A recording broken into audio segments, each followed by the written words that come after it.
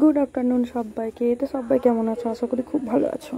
এখন বাজে 2টোর সময়, আমরা বেরিয়ে পড়েছি ঘুরতে। আজকে রবিবার ছিল, আর মানে আমরা সকাল থেকে ঘুরতে যাবো বলেছিলাম, কিন্তু সকাল থেকে আমরা জায়গায় চয়েস করতে পারছিলাম না কোথায় ঘুরতে যাব। তো সেই জন্য আমরা এখন বেরিয়ে পড়েছি ঘুরতে একটা জায়গা, যেখানটা খুব সুন্দর ভিউ পয়েন্ট আছে, সব কিছুই আছে, তোমাদের সঙ্গে সবটাই শেয়ার করব। তো তারপরে দেখো, এখানে আমরা চলে এসেছি একটা ব্রিজের ওপরে।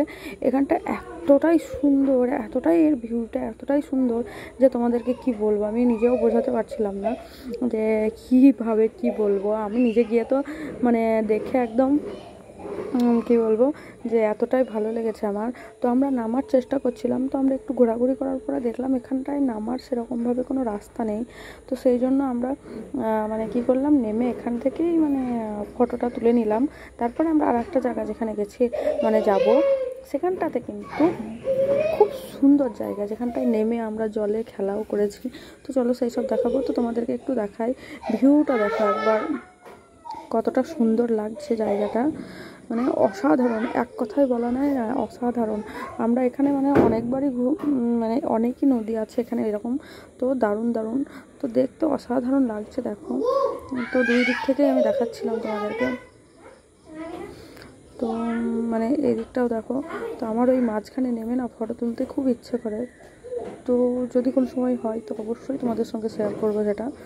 তো তারপরে আমরা আবার এই যে চলে যাচ্ছি, এখানে পুরো একটা মানে 7 কিলোমিটার থেকে 7.5 কিলোমিটার একটা পুরো জঙ্গল, যেখানে হাতি, চিতা, সাপ, হরিণ, গন্ডার, তারপরে মানে সব কিছুই আছে।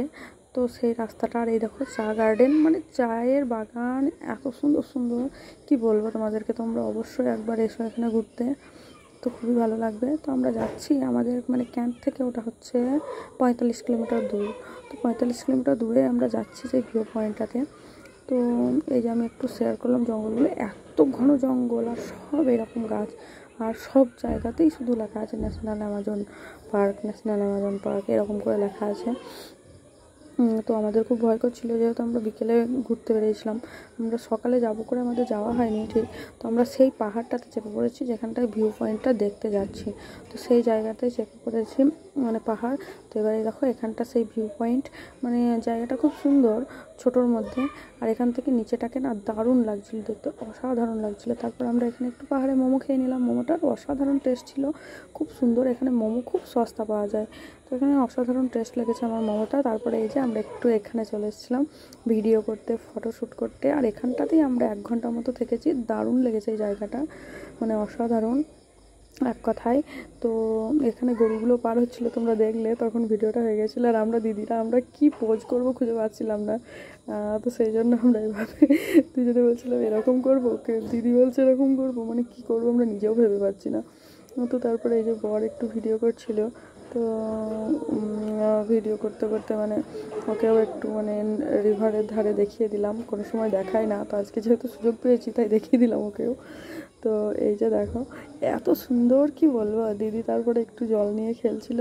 তারপরে এই যে আমি পুরোটা একদম ভিডিও করলাম। আমরা মানে এবার আমরা ভেবে রেখেছি এবার নেক্সট টাইম যখন এখানটায় যাবো আমরা সকালবেলায় যাবো, এবং স্নান করবো না, স্নান না করেই যাবো। তারপরে একটু রিল বানালাম। তো ভিডিওটা কেমন লাগলো অবশ্যই বলবে, আর আশা করি তোমাদের সবার খুব ভালো লাগবে।